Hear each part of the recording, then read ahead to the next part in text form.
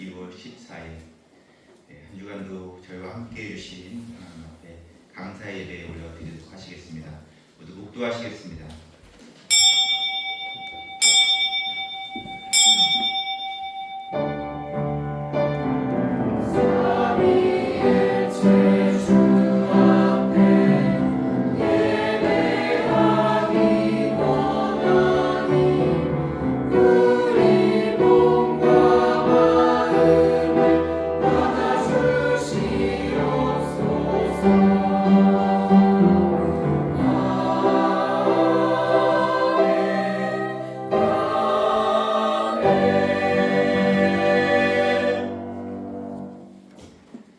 주께서 사랑하시는 형제들아, 우리가 항상 너희에 관하여 마땅히 하나님께 감사할 것은 하나님이 처음부터 너희를 택하사 성령의 거룩하게 하심과 진리를 믿음으로 구원을 받게 하심이니, 이를 위하여 우리의 복음으로 너희를 부르사 우리 주 예수 그리스도의 영광을 얻게 하려 하십니다.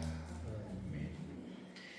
사랑의 하나님 아버지, 한 주간도 주님의 은혜 가운데 살게 하심을 감사드립니다.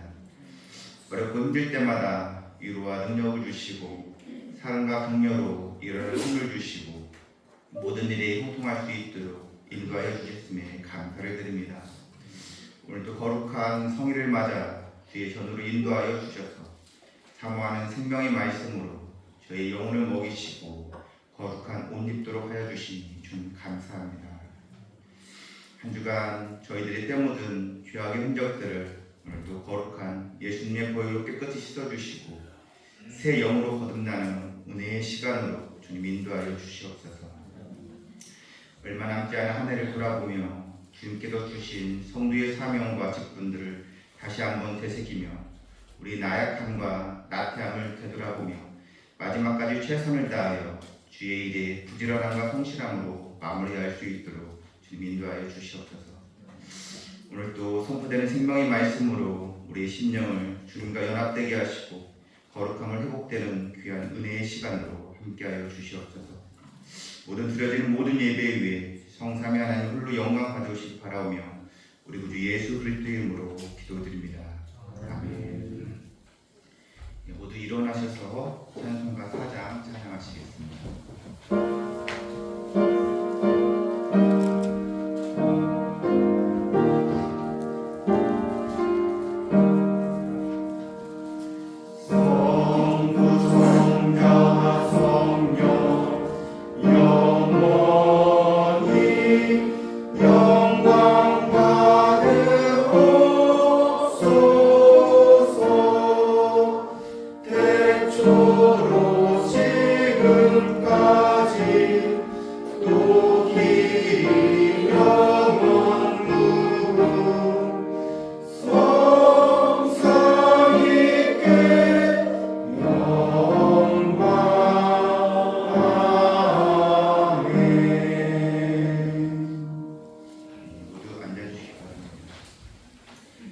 성시교독 117번입니다. 교독문 117번 부주강입니다. 하셨으면 교독하시겠습니다. 광야와 메마른 땅이 기뻐하며 사막이 백합화같이 피어 즐거워하며 무성하게 피어 기쁜 노래로 즐거워하며 하늘의 영광과 갈멜과 샤론의 아름다움을 보여줄 것이다. 그것들이 여호와의 영광 곧 우리 하나님의 아름다움을 보리로다. 너희는 약한 손을 강하게 하며 너희는 무릎을 굳게 하며 겁내는 자들에게 이르기를 굳세어라, 두려워하지 말라. 보라, 너희 하나님이 오사 보복하시며 갚아주실 것이라. 하나님이 오사 너희를 구하시리라 하라. 그때에 맹인의 눈이 밝을 것이며 못 듣는 사람의 귀가 열릴 것이며 그때에 저는 자는 상상같이 될 것이며 말 못하는 자의 그런 노래를 하리니. 이는 광야에서 물이 솟겠고 사막에서 시내가 흐를 것입니다. 뜨거운 사막이 변하여 옷이 될 것이며 메마른 땅이 변하여 원천이 될 것이며 승냥이에 눕던 곳에 풀과 갈대와 부들이 날 것이며 거기에 배로가 있어 그 길을 거룩한 길이라 일컬는 바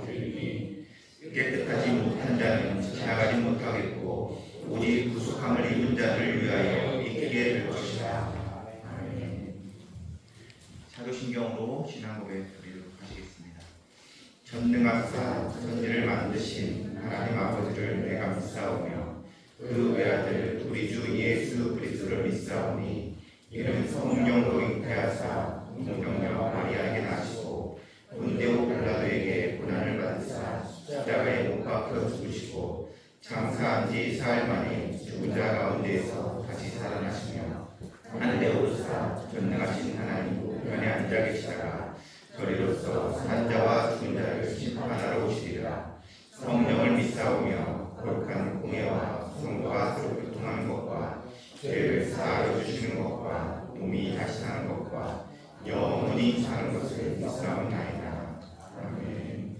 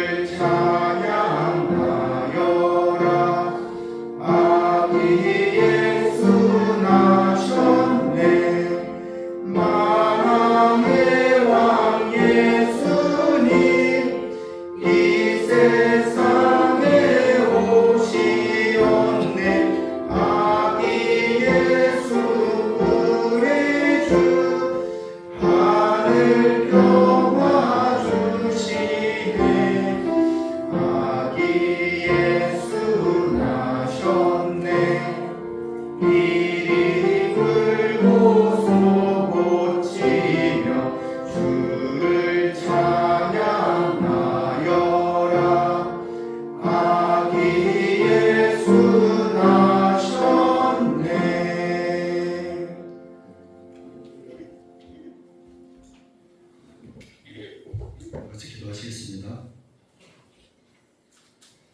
거룩하신 하나님, 저희 모두를 거룩한 성도라 인정하여 주심을 감사드립니다. 저희를 주님의 자녀로 삼아주신 이 특권을 자랑스럽게 여기며 이 날을 구별하여 쉬게 하시고 주님의 전에 나와 함께 예배드리게 된 것을 감사합니다. 주님, 저희를 너무나 잘 알고 계시기에 고백합니다. 사랑한다 말하면서 마음으로 미워하고 또 존경한다 하면서 경멸하고 믿는다고 하면서도 의심하며 또 용서한다고 하면서도 아직까지 형제의 허물을 기억하고 있으며 또 가깝다고 하지만 말뿐인 저희를 용서하여 주시옵소서. 주여 시간 깨닫게 하여 주시옵소서. 누구보다도 먼저 저희 자신을 알게 하시고 주님을 바로 알게 하시옵소서. 성탄절이 얼마 남지 않았습니다. 하지만 저희들의 이 모습 이대로 주님의 오심을 맞이할 수 없음을 또 깨닫습니다. 굽어진 마음, 비뚤어진 생각들을 바로잡게 하시고 모든 교만한 마음의 생각과 행동들을 버리고 어린아이같이 때묻지 않은 순수한 모습으로 주님의 오심을 기뻐할 수 있는 저희들 모두가 되게 하여 주시옵소서. 주님의 오심을 기념하며 외형적인 장식에만 치우치지 않게 하시고 진정으로 주님의 오심을 맞이하는 교회가 되기 위하여 더욱 뜨겁게 기도하고 성령으로 충만해지게 하여 주시옵소서. 이 세상에 주님을 모르는 영혼들도 향락에 수천거리는 성탄절 되지 않게 하시고 왜 주님께서 이 땅에 오셔야만 했는지 진정으로 깨달을 수 있게 하여 주셔서 주님을 영접하여 새 삶을 찾을 수 있는 계기가 되게 하여 주시옵소서. 금년도 얼마 남지 않았습니다. 주님의 몸된 교회를 위하여 맡은 바 직책에 최선을 다하게 하시고 주님 보시기에 부끄러운 종이 되지 않게 하여 주시옵소서. 오늘도 말씀으로 단위에 서시는 목사님을 기억하시고 성령의 능력으로 충만하게 하셔서 심령과 골수를 쪼개는 능력의 말씀이 선포될 수 있도록 도와주시옵소서. 예배를 돕는 성가대와 예배위원, 봉사위원들에게 성령 충만함을 주시옵소서. 예배의 시종의 모든 것을 맡기오며 우리를 구원하러 오신 예수 그리스도의 이름으로 간절히 기도하옵나이다. 아멘.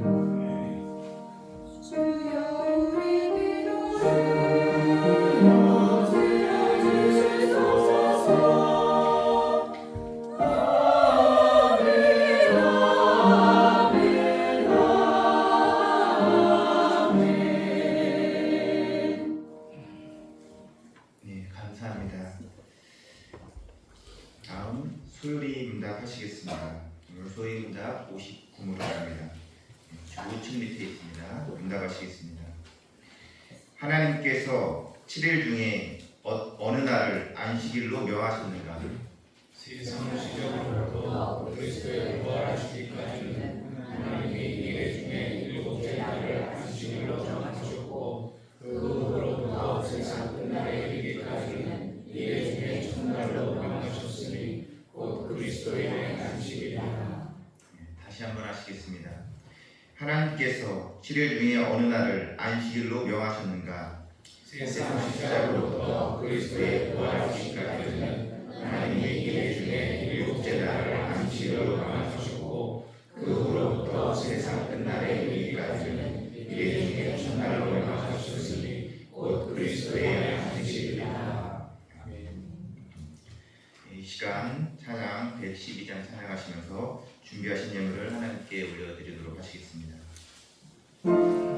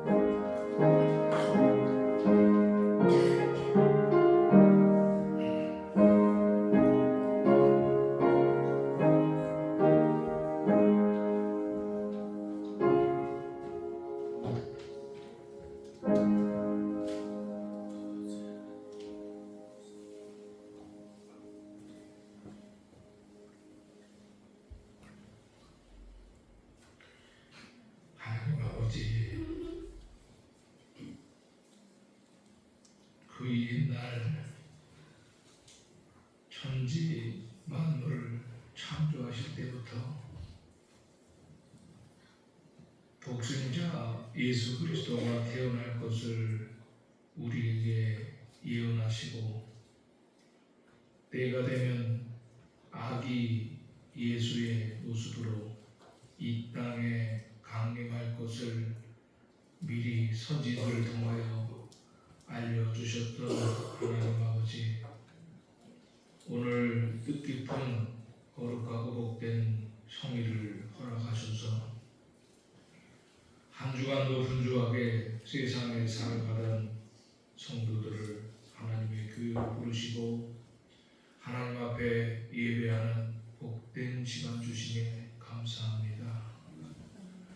주님 앞에 나와야 하는 것 마땅함을 알면서도 우리의 몸이 온전하지 못하여 주님 앞에 걸어 나올 수 없었던 식구들, 영혼의 깊은 곳에 아픈 상처가 있어서 주님 앞에 나올 수 없는 사람들, 갑자기 생기는 여러 가지 일들이 우리의 발걸음을 무디게 만들어서 주님 앞에 나올 수 없는 식구들, 이 모든 것이 우리들의 허물이요 우리들의 약함이면 좋겠는데 우리 눈에 보이지 않는 악한 사탄이 강하게 우리의 뒤꿈치를 잡고 있어 주님 앞에 나오지 못하는 식구가 있을까 두렵습니다.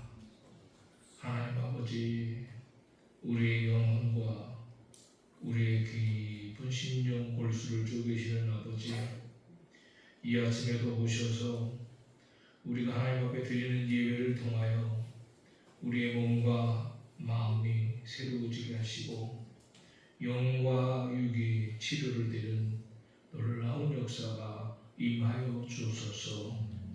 예수 그리스도를 통하여 완벽한 치료를 허락하시고 예수 그리스도를 통하여 온전한 구원을 완성하셔서 우리 영과 육이 새로워지는 역사함이 일어나는 복된 시간 되게 하소서. 이 시간 주님의 은혜가 감사하고 너무너무 고마워서 주님 앞에 귀한 예물을 구별하여 올리는 손길들이 있습니다. 먼저 우리의 소득의 열의 하나를 구별해서 하나님의 것을 하나님께 드리는 손길들, 주께서 이 예물을 기쁘게 받으시고 하나님 더 큰 것과 더 많은 것들을 맡겨주셔서 주님이 원하시는 놀라운 역사와 사역을 감당할 수 있는 은총을 주옵시기 원하나이다. 주님이 주신 은혜가 감사하여 주님 앞에 드리는 귀한 감사의 예물들이 있고 우리가 빈손으로 주님 앞에 나오는 것이 옳지 못하여 주일 헌금을 또 떼어드리는 손길들도 있사오니 우리의 마음을 담고 성의를 담고 뜻을 담아 드리는 이 아름다운 예물들을 받으시고 우리의 생업과 일터와 일상의 삶과 모든 생활이 하나님 안에서 윤택하고 복되게 하옵시고 우리 사랑하는 성도들의 모든 일거수 일투족이 하나님의 지키심과 보호하심 속에 있어지게 하옵소서. 죄 몸된 교회에서 오늘도 점심을 준비하느라고 땀 흘리는 구역 식구들이 있고 또 한 달 동안 하나님의 교회를 깨끗하게 청소하는 구역들도 있사오고 아침 저녁으로 늘 바쁘게 차량 공사로 수고하는 종들도 있고 유초등부에서 중고등부에서 청년대학교에서 교사로 판사로 리더로 수고하는 일꾼들도 있사오니 모든 헌신자들의 수고를 기쁘게 받으시고 저들의 일상과 삶에 복되고 아름다운 것들을 채워 주시옵소서. 주의 몸된 교회 재정부에서 늘 신경 쓰는 우리 재정부원들 여호와의 성호를 찬송하는 우리 할렐루야 성가대의 찬양, 우리의 모든 수고로움을 다 받으시고 하나님 하늘 문을 활짝 여셔서 우리의 생활과 일상의 복을 주심으로 하나님의 영광을 드러내는 뜻깊은 삶을 우리가 더 힘차게 살아가게 하옵소서. 잠시 후에 주의 놀라우신 말씀을 증거할 때에 하늘의 놀라운 비밀들이 드러나게 하옵시고 하나님의 그 놀라우신 뜻과 섭리를 깨닫는 시간, 그 옳은 말씀을 옳게 증거하고 전파하는 복된 시간 되게 하옵소서.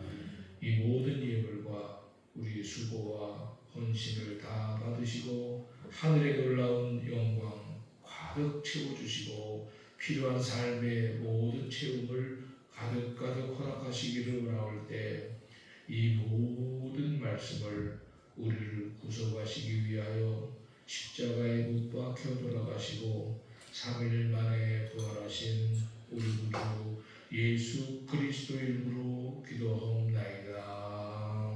아멘.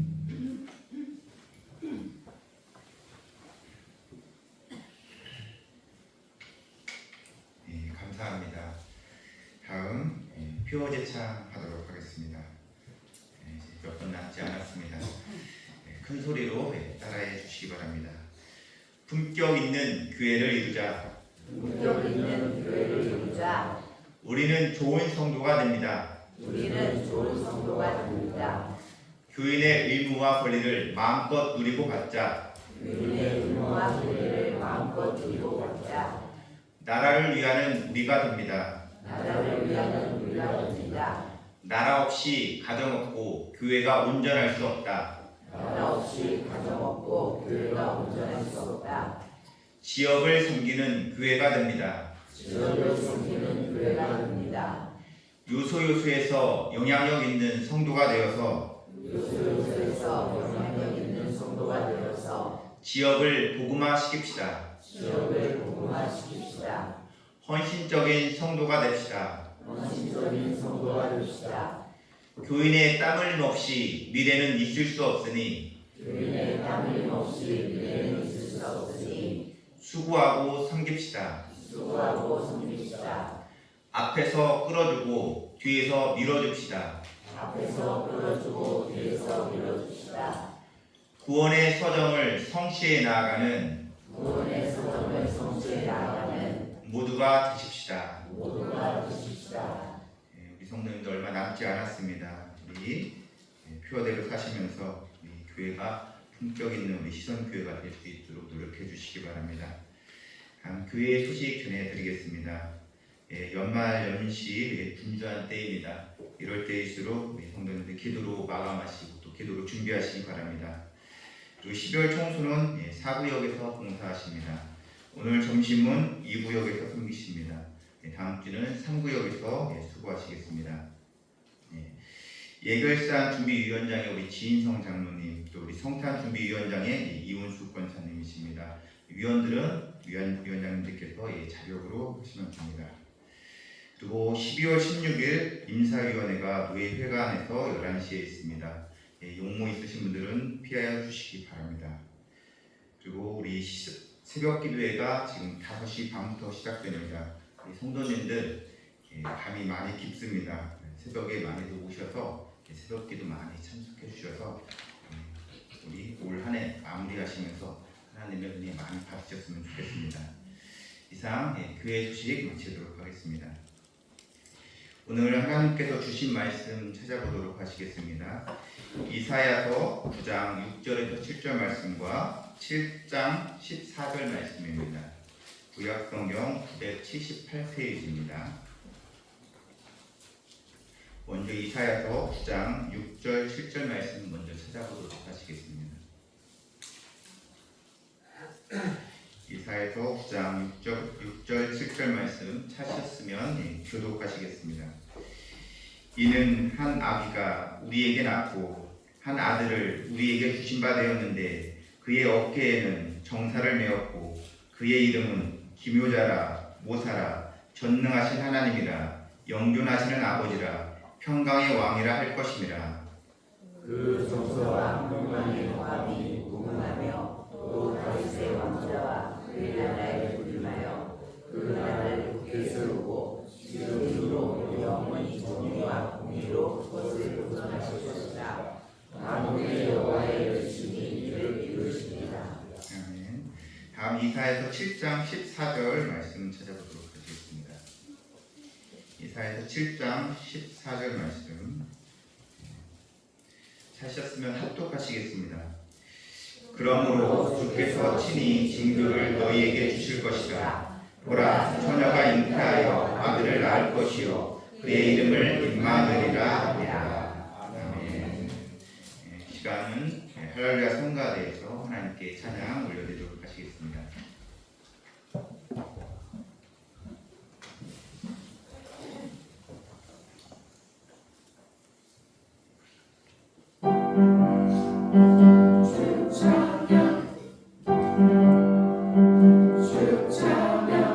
생명 있는 모든 만물들아 주님을 찬양하라.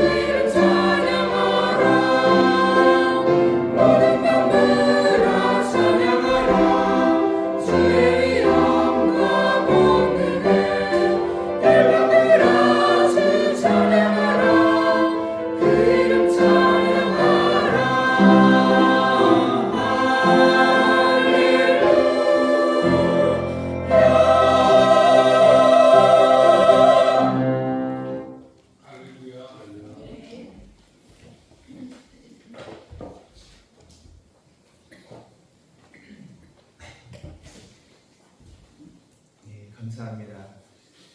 한 주간 우리 성도들 잘 지내셨나요? 네. 일기가 고르지 않아가지고 새벽에 오는 데는 한방눈이 내리더라고요. 많이 길이 이제 이렇게 날씨가 안 좋은 날에 많이 미끄럽고 그랬을 텐데 우리 성도님들 이렇게 눈이 오거나 비가 올 때는 좀 조심해서 운전하시고 이렇게 걸어 다니실 때도 미끄럽지 않도록 하셔야 될 것 같습니다. 우리 믿음도 그렇습니다. 우리가 항상 어려울 때 미끄러지지 않고 견뎌내고 이겨내야 될 것 같습니다. 이렇게 인사하시겠습니다. 실족하지 맙시다. 넘어지지 맙시다.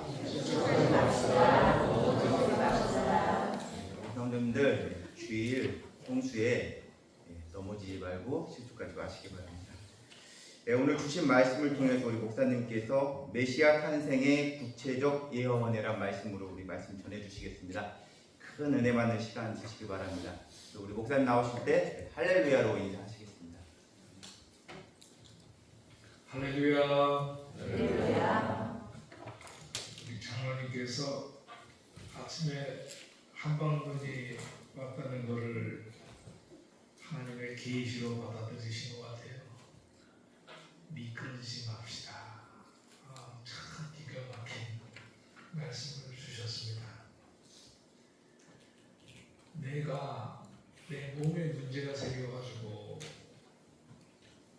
도저히 하나님 앞에 나올 수 없는 그런 상황일 때 정말 불가피한 거예요. 나이가 많이 드셔가지고 걸어갈 수가 없어서 교회를 나올 수 없는 그런 상황일 때, 또는 병원에 입원해 있거나, 또는 갑자기 손님이 찾아오거나 막 이러면은 그 손님 놔두고 교회 갔다 올게 그러기가 되게 힘들거든요. 우리가 살아가다 보면은 이렇게 불가피한, 불가항력적인 일이 있어요. 그런데 가난한 우리 성도들은 그런 일들을 미리 알면 그것을 다른 시간대를 이렇게 돌리는 작업을 하시는 게 좋아요.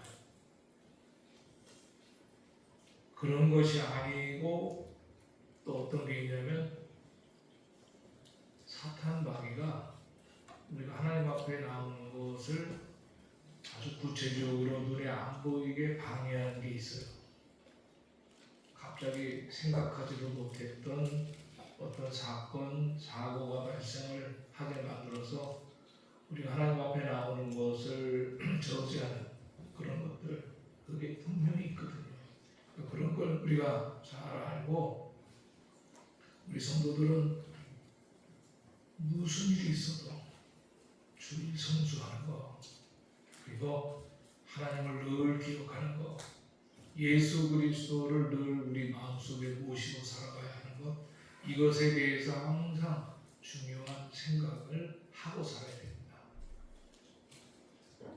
성경 66권 전체를 보면은 창세기부터 요한계시록까지 각 권 성경의 핵심 요절이 있고, 각 권 성경의 요절에 맞는 중심 주제라는 게 있습니다. 그래서 상당히 중요한 것은 성경 66권의 각 권의 주제와 제목을 얘기하라면, 따라해보세요. 예수 그리스도. 예수 그리스도. 성경 전체 66권의 각 권의 주제와 제목과 주인공을 말하라 하면은 예수 그리스도라고 말할 수가 있습니다. 목사님, 창세기에는 천지 창조에 관계되는 게 있고, 성경이 이 세상이 어떻게 창조되었는지에 관한 그런 얘기들이 잔뜩 많던데 거기에 무슨 예수 그리스도가 주인공입니까? 라고 물어보실 수 있을 겁니다. 그리고 또 목사님, 레위기 성경 보니까 구약 시대에 제사를 지냈던 그런 내용이 많은 것 같은데 그 구약의 제사가 무슨 예수 그리스도입니까? 라고 반문하실 분도 계실 거예요. 그런데 그 시대에 맞는 특정한 어떤 내용들이 전개되는 것은 맞아요. 하지만 창세기 성경의 핵심도 예수 그리스도이고, 구약의 제사의 그 핵심도 예수 그리스도예요. 짐승 제사를 막 하는 그 어마무시한 장면들이 많이 나오지만, 짐승 제사 속에도 암시하고 있는, 예표하고 있는 것이 예수 그리스도예요. 오늘은 말씀 제목이 메시아 탄생의 구체적 예언이라고 되어 있습니다. 우리가 구약 성경을 전체를 39권으로 구성되어 있다고 말합니다. 구약 성경 39권의 각 권이 기록된 시기가 다 달라요. 기록된 시기가 다 다른데도 그 구약을 기록한 선지자들조차도 앞으로 태어날 이 땅에 오실 예수 그리스도를 예언하고 있는 거예요. 그래서 오늘은 특별히 이제 열흘만 전에 있으면 성탄 2부가 되는데, 예수 그리스도께서 이 땅에 오시기 전에 구약 성경에 구체적으로 예수님의 탄생에 관하여 예언되어 있는 말씀들을 한번 발췌해내서 이렇게 그 옛날 구약 시대에 예수님의 탄생을 구체적으로 예언했다라고 하는 사실을 한번 파악하고 확인하면서 은혜를 나누고자 합니다. 오늘 우리가 읽은 본문 성경으로 읽었던 이사야서 9장 6절 한번 띄워주시기 바랍니다.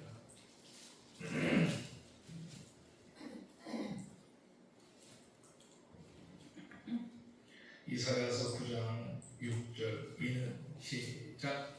이는 한 아기가 우리에게 낳고 한 아들을 우리에게 주신 바 되었는데 그의 어깨에는 정사를 메었고 그의 이름은 기묘자라 무서사라 전능하신 하나님이라 영존하신 하나님이라 영원한 왕이라 할 것입니다. 이 성경 말씀이 이사야라고 하는 선지자에 의하여 기록된 말씀인데, 얼핏 보면은 이는 한 아기가 우리에게 낳고 한 아들을 우리에게 주신 바 되었는데 그의 어깨에는 정사를 메었고 그의 이름은 기묘자라 모사라 전능하신 하나님이라 영존하시는 아버지라 평강의 왕이라 할 것입니다. 앞부분을 보면은 이미 한 아기가 우리에게 태어난 것 같은 느낌을 주는 그런 말씀이죠. 이미 과거의 역사를 말하는 것 같은 느낌을 주는데, 이사야 선지자는 예수님이 이 땅에 태어나시기 전 720년 전에 활동하는 선지자입니다. BC 720년, Before Christ, 예수님 전 720년, 72년 거 앞을 내다보고 예언해도 대단한데, 앞으로 720년 뒤에 일어날 일을 이렇게 선명하게, 이는 한 아기가 우리에게 낳고, 보고 얘기하는 것처럼, 어떤 역사적 사실을 보고 얘기하는 것처럼 아주 구체적으로 이렇게 예언한 거예요. 이는 한 아기가 우리에게 낳고 한 아들을 우리에게 주신 바 되었는데 그의 어깨에는 정사를 메었고 그의 이름은 기묘자, 기가 막히고 묘한 사람, 모사. 이 모사라는 말은 우리가 잘못 해석하면은 좀 좋지 않은 말로 해석이 될 수도 있어요. 혹시 수작을 많이 잘 부리는 사람, 우리가 모사꾼 그런 말을 하거든. 그런데 정말 예수님은 나쁜 의미의 어떤 작업을 한 분이 아니라 좋은 의미로 우리를 구원해내고 인류를 구출해내려고 한 마음에 모사, 아주 기발한 아이디어를 가지고 있으셨다. 예수님에 대한 예언을 구약의 선지자가 전능하신 하나님이라, 구약시대에 진짜 하나님 말고 다른 존재를 하나님이라고 하는 게 신성모독이야. 예수님이 십자가에 못 박혀 돌아가실 때 그 죄목이 뭔 줄 아세요? 신성모독이에요. 예수님 십자가에 못 박혀 돌아가실 때 유대인들의 관점에서 볼 때 죄복은 신성모독, 자기가 하나님 아들이라고 하니까. 믿음이 없는 사람들은 구약 성경의 예언에 대한 이 내용을 모르는 사람들은 신성모독이죠. 그건 젊은 우리 차은기 집사님 같이 한 30살밖에 안 된 젊은이가 자기가 하나님 아들이라고 하니까 이해가 안 되는 거죠. 그런데 구약의 선지자인 이사야는 예수님 가리켜서 전능하신 하나님이라, 한 아기로 태어나고 한 아들이 태어날 건데 그 어깨에는 정사를 배웠고 그의 이름은 기묘자라 모사라, 전능하신 하나님이라. 예수님에 대하여 하나님이라고 하는 것을 이사야가 구체적으로 예언했어요. 하나님이 이 땅에 오실 거라고 하는 걸 아주 이 이사야 선지자는 보고 얘기하는 것처럼 영존하시는 아버지라, 영존, 영원히 존재하시는 아버지라, 평강의 왕이라 할 것이며, 이렇게 아주 직접 보고 이야기하는 것처럼 이사야 선지자가 이사야 9장 6절에 7절에 이렇게 예언을 했어요. 이사야 선지자라고 하는 분이 가지고 있는 역량이라고 할까? 저는 이 말씀 통해서 이사야라고 하는 사람이 가지고 있는 개인적인 어떤 능력, 그런 건 하나도 안 보여요. 그 사람이나 우리랑 똑같은 사람이야.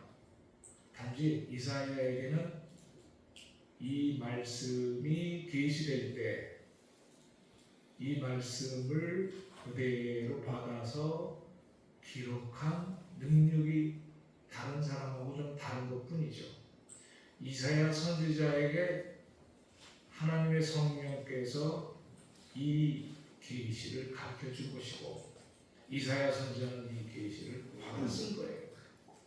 이는 한 아기가 우리에게서 낳고 한 아들을 우리에게 주신 바 되었는데 그의 어깨에는 정사를 배웠고 그의 이름은 기묘자라 모사라, 전능하신 하나님이라, 영존하신 아버지라, 평강의 왕이라 할 것이래요.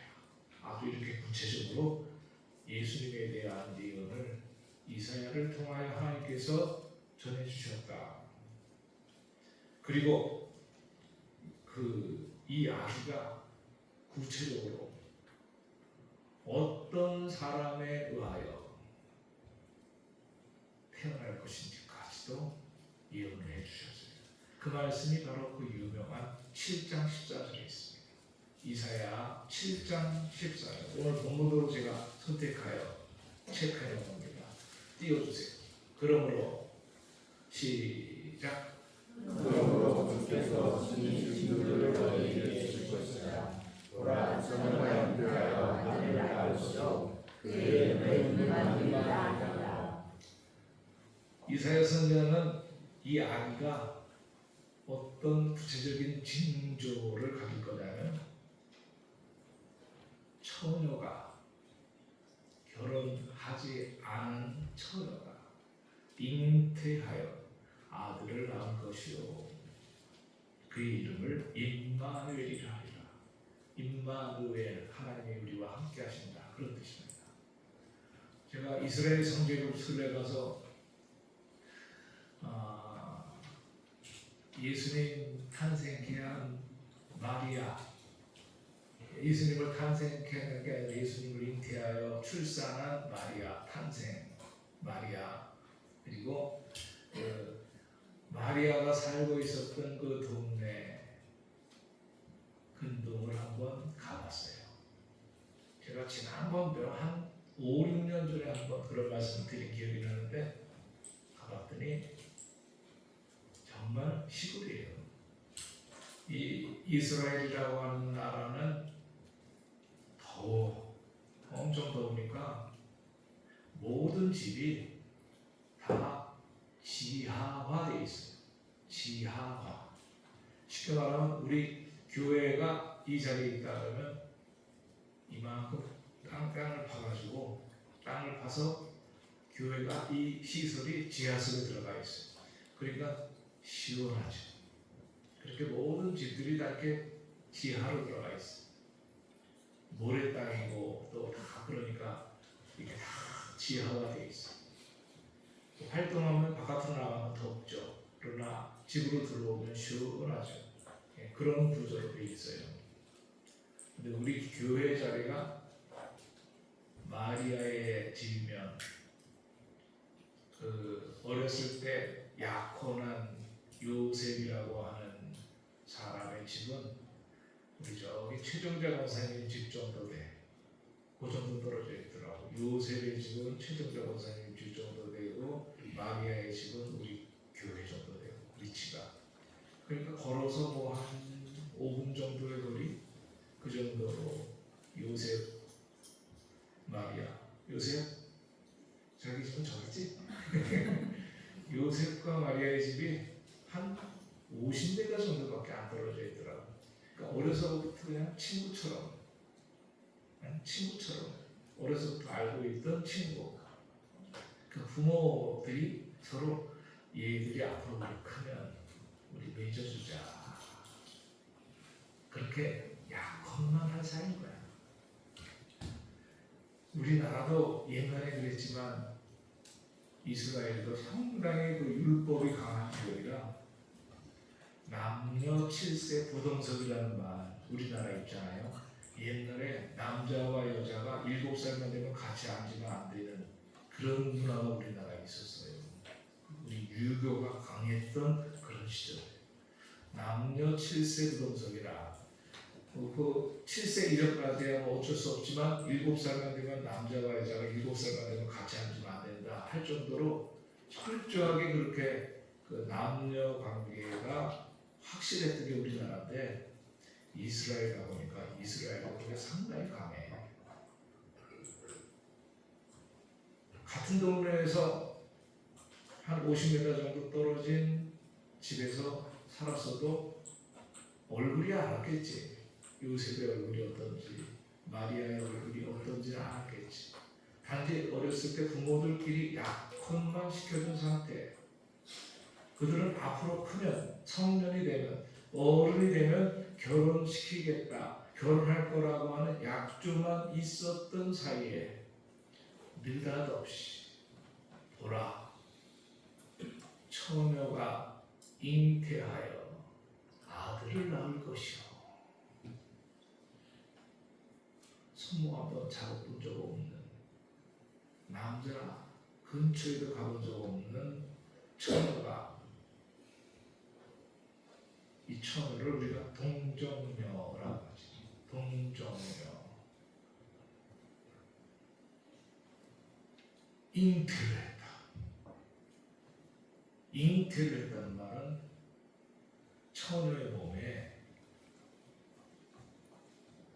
남자의 씨가 들어왔다는 얘기야. 그래서 자궁에 착상한 걸 잉태라고 해.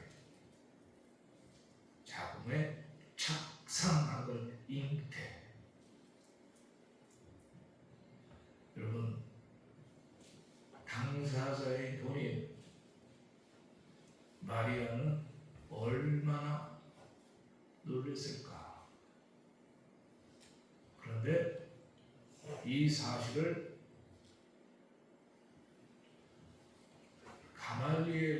가브리엘 천사가 마리아에게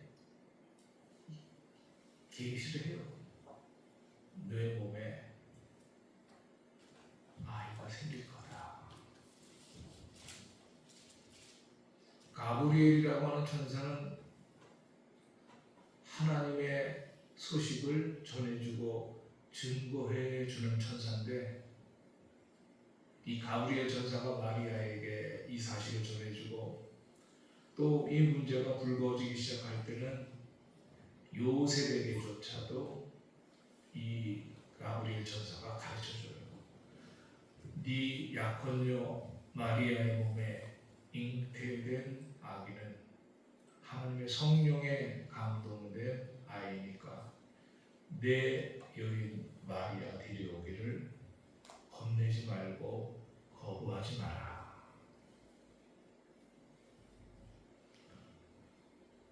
믿음이 있는 사람도 그거 참 받아들이기가 쉬운 게 아니죠. 나는 남자를 모르는데, 나는 마리아 손 한 번 잡아본 적이 없는데 왜 내 약혼 여의 몸에 아이가 생기는 거야? 나는 남자 근처에 가본 적도 없는데 왜 내 몸에 아이가 생긴 거야? 도저히 이해가 안 되고 받아들일 수 없는 거지. 우리 기독교 신앙은 이런 정말 우리의 상식과 이성으로는 받아들일 수 없는 그런 사건이 기본적으로 깔려 있어. 하나님께서 천지 만물을 무엇으로 창조하셨습니까? 말씀으로.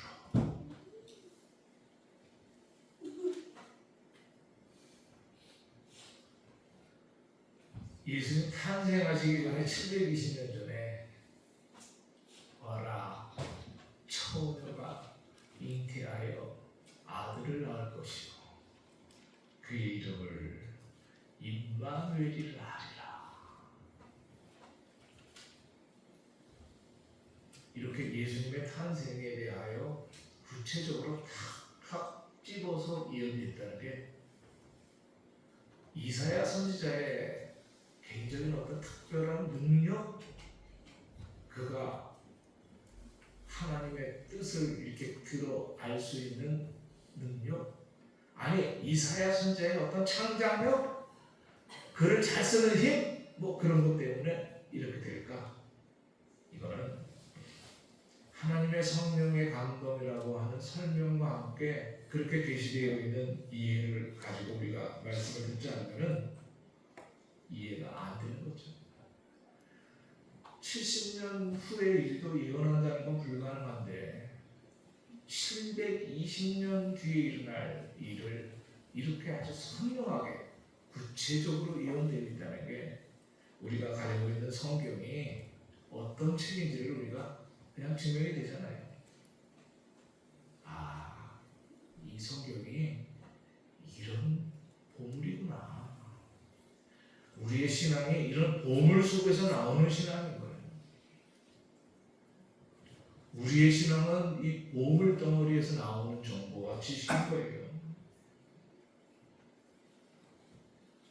이사야 선지자가 또 아주 선명하게 예언한 말씀이 있습니다. 오늘 본문에 제가 찾지는 않았는데 주영아 이사야서 11장 1절 한번 읽어봐.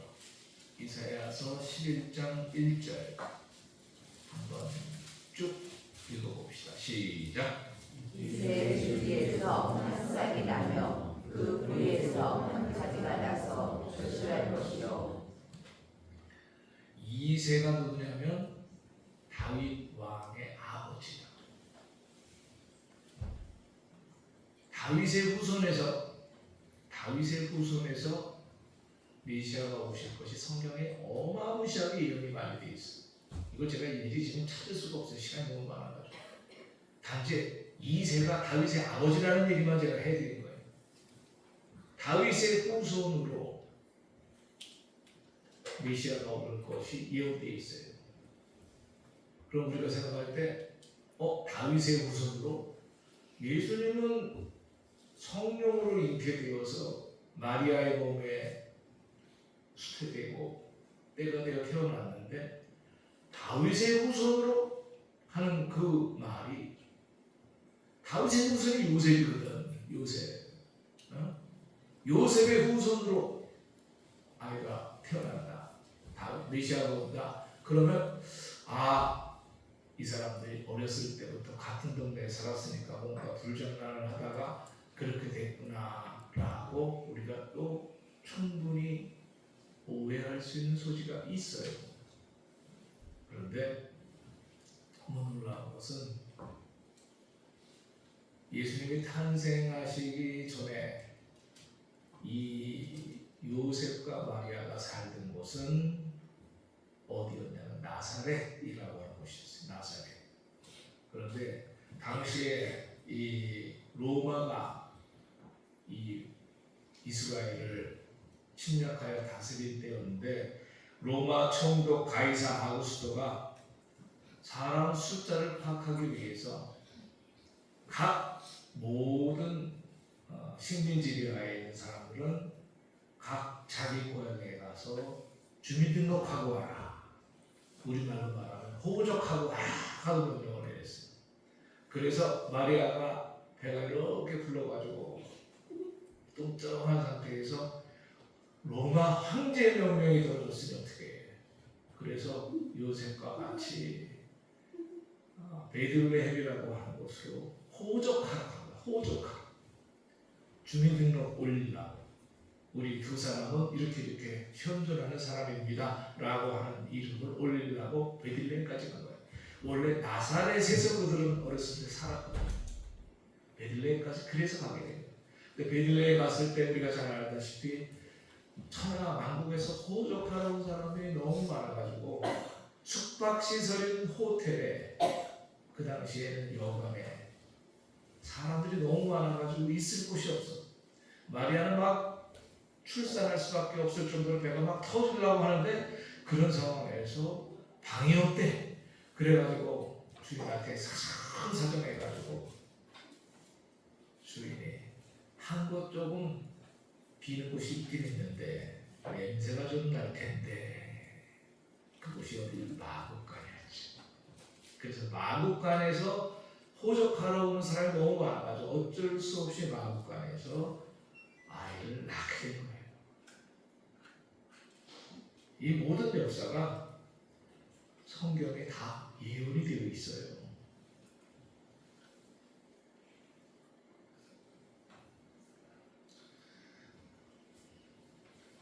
예수님께서 베들레헴에서 태어나게 될 거라고 하는 사실이 예언이 되어 있어요.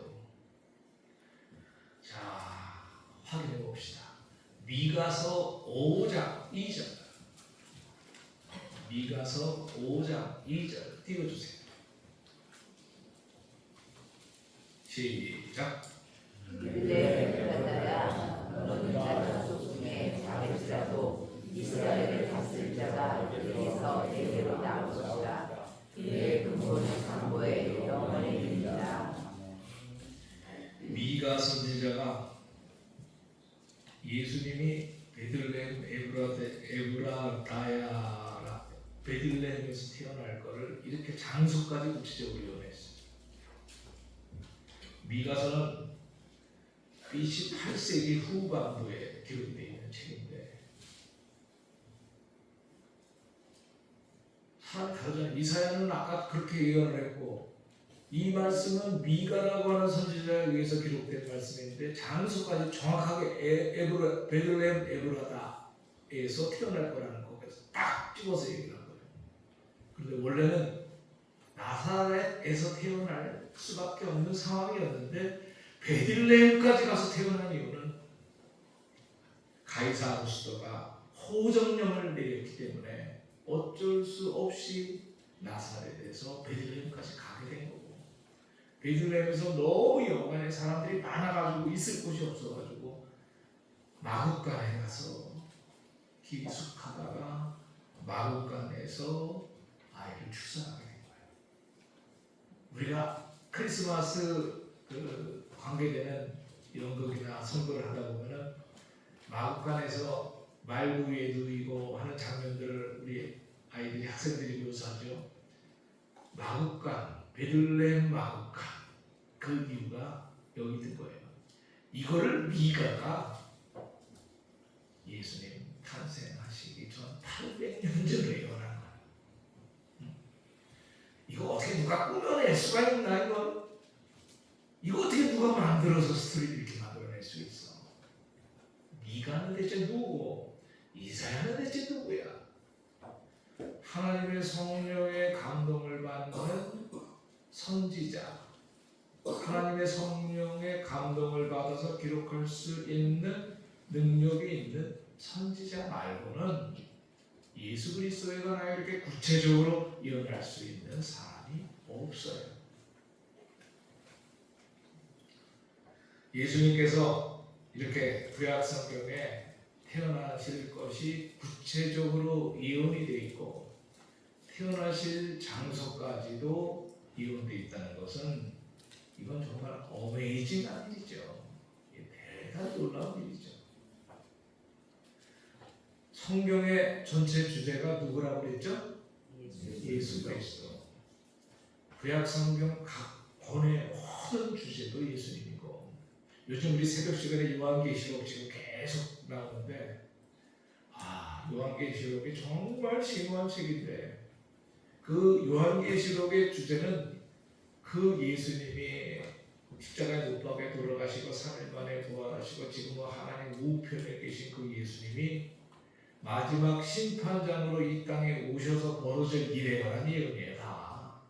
그러니까 한 부분을 그냥 헛 들을 수가 없고 헛 읽을 수가 없어. 그냥. 여러 성도들이 그런 말이에요. 요한계시록 처음 볼 때 너무너무 무서웠다고. 사랑의 교회 옛날에 부목사님이었던 이찬수 목사님이라고 하는 분이 있어요. 분당 우리 교회에서 신고하신 목사님인데 그분도 그 요한계시록 이야기를 하면서 너무 무서워한다고 그런 얘기를 하시더라고요. 되게 무서운 책이지. 그런데 우리는 계시록을 보면 볼수록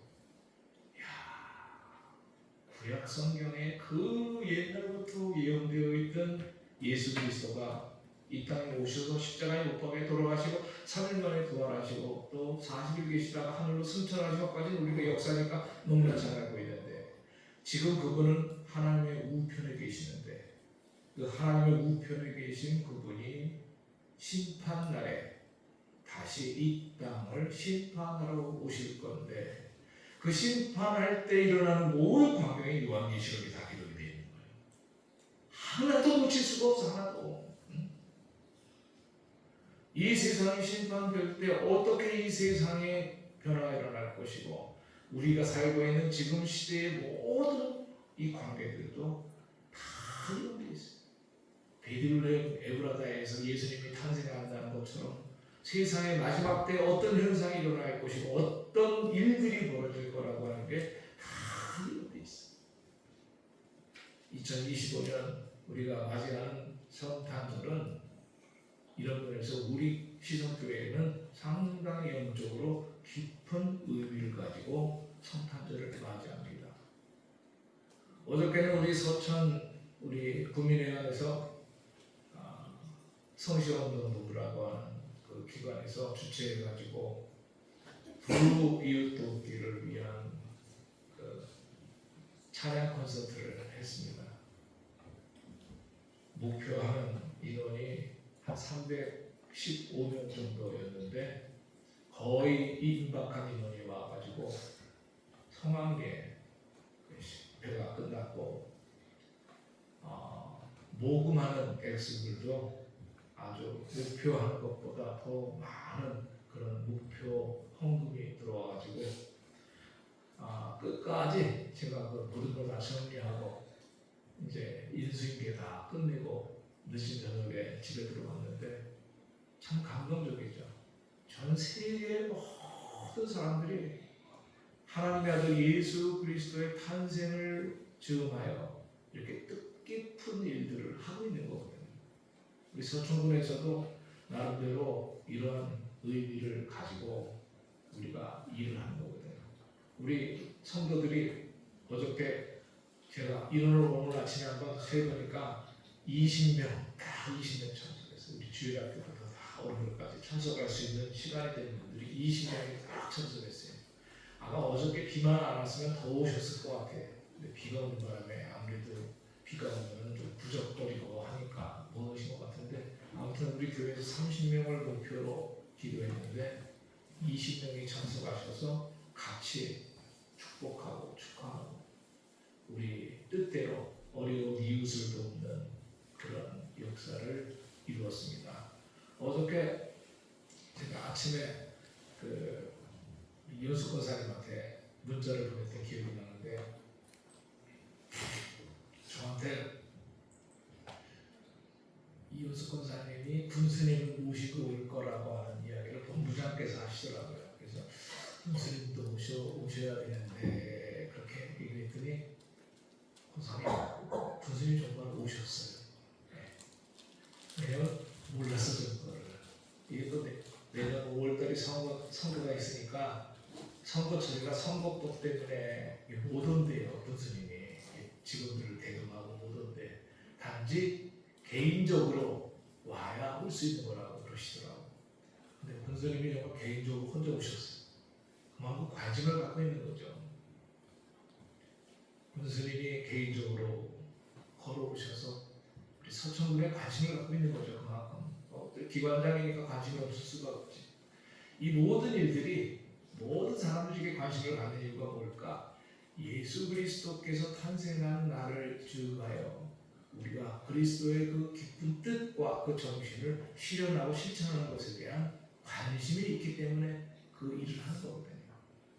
올해도 우리가 그런 뜻을 가지고 이 구약에 예언되어 있는 예수 그리스도를 더 깊이 있게 우리가 받아들이고 예수 그리스도를 우리가 더 잘 의지하고 믿는 신앙을 가져야 된다는 그런 뜻깊은 행사를 했습니다. 우리 교회가 이제 성탄절 이브 즈음에서 또 나름대로 우리가 하나님의 영광을 돌려드리고 우리 같이 기뻐하는 그런 날인데 우리 아이들 학생들이 매년 성탄절만 되면은 준비해가지고 하는 일들을 보기가 참 어려운 일이거든요. 도시교회들 요새는 거의 안 해요. 못해요. 제가 서울을 떠날 때부터 이미 희지부지했던 일들이었어요. 그런데 우리 교회는 여전히 성탄절 이후에 우리 같이 모여서 찬송하고 또 마을의 불신자들까지도 성탄절 이후에 우리 교회 오셔가지고 같이 축하하고 축복하는데 정작 우리 교회 주인공들이 안 와. 우리 교회 주인공들이 이게 뭐야? 이게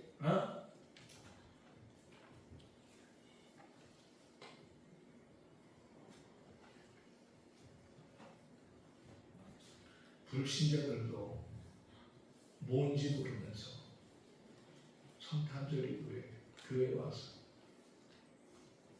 축복하고 축하하고 하는데 정작 우리 교회 주인공들이 그건 아니지. 예수님 탄생을 축하하고 예수님 맞이할 준비를 그때라도 해야지. 이렇게 구약 선지자들을 통해서 예수님께서 메시아 탄생에 대한 예언을 하시고 또 예수님이 탄생할 장소까지 예언하시고 더 구체적인 2세의 후손으로 오실 거라고 하는 것까지도 예언하신 이 광경을 보면은 정말 예수 그리스도는 중심이라고 하는 걸 우리가 깨닫게 되는 거예요. 한 가지 결론을 좀 명확하게 내면서 말씀을 맺으려고 합니다.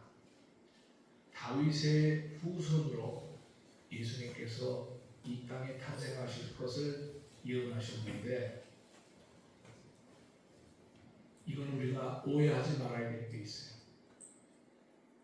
예수님께서 이 땅에 사람으로 오셔서 태어나셔서 몇 살까지 그 집안일을 도우면서 사셨냐면 30살까지. 예수님하고 요셉하고의 관계는 어떤 관계입니까? 그 오해를 제가 확실하게 풀어드리려고 해요. 요셉아, 예수님하고 요셉과의 관계는 어떤 관계야?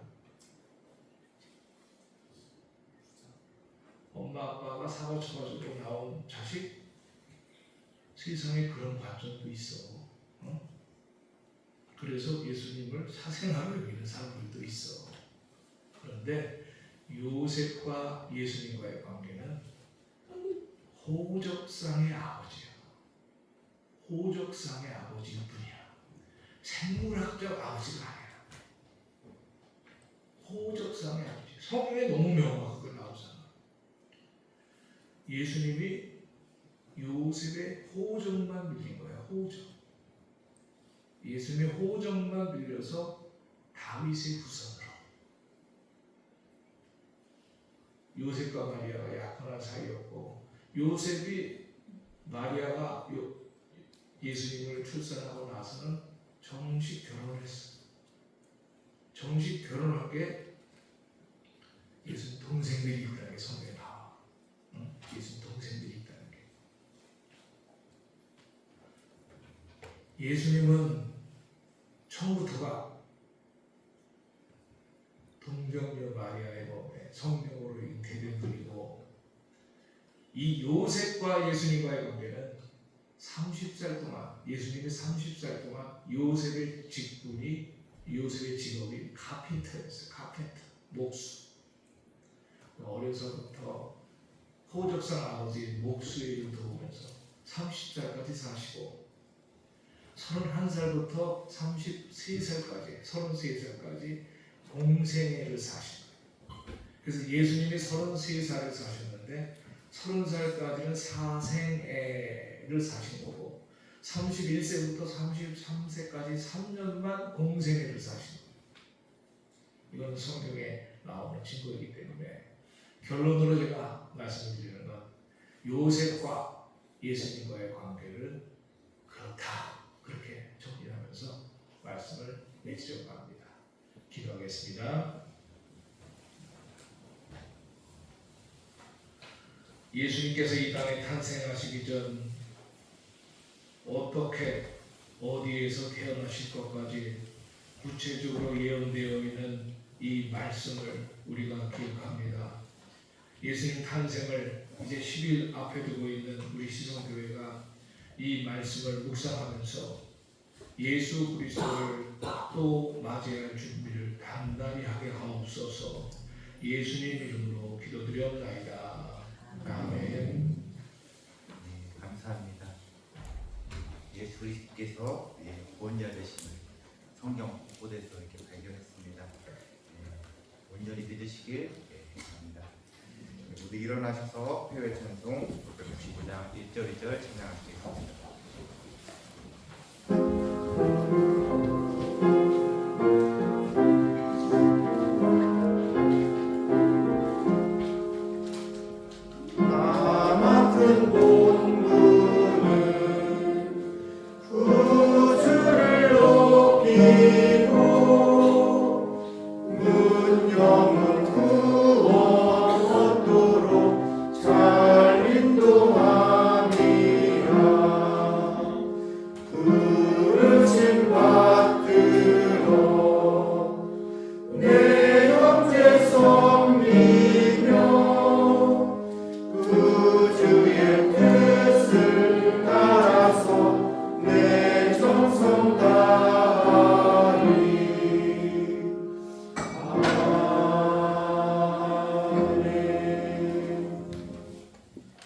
목사님 축도하심으로 2029년 12월 14일 예배를 마치도록 하겠습니다. 이제는 우리 구주 예수 그리스도의 크신 은혜와 아버지 하나님의 놀라우신 사랑하심과 성령님의 내주 교통 위로 충만하신 은혜가 거룩하고 복된 날 예배를 마치고 돌아가는 당신의 종들 머리 위에 이제로부터 영원토록 함께 있을지어다.